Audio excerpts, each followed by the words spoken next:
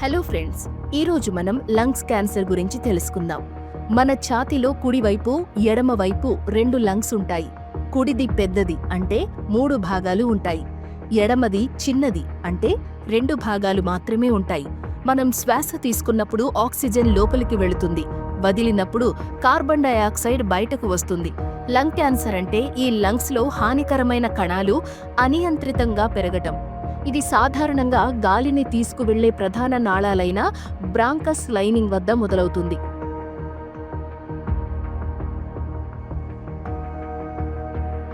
ఊపిరితిత్తుల క్యాన్సర్లో ప్రధానంగా 2 రకాలు ఉంటాయి. మొదటిది స్మాల్ సెల్ లంగ్ క్యాన్సర్.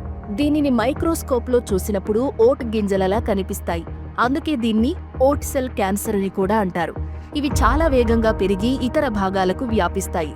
రెండవది non small cell lung cancer. ఇందులో 3 రకాలు ఉంటాయి. అవి స్క్వేమస్ సెల్ అడినోకార్సినోమా మరియు లార్జ్ సెల్ కార్సినోమా. పొగ తాగని వారికి వచ్చే క్యాన్సర్ ఎక్కువగా అడినోకార్సినోమా రకమని చెప్పవచ్చు. ఏ రకం క్యాన్సర్ అయినా ముందస్తు గుర్తింపు చాలా ముఖ్యం. మీ ఆరోగ్యాన్ని పట్టించుకోండి.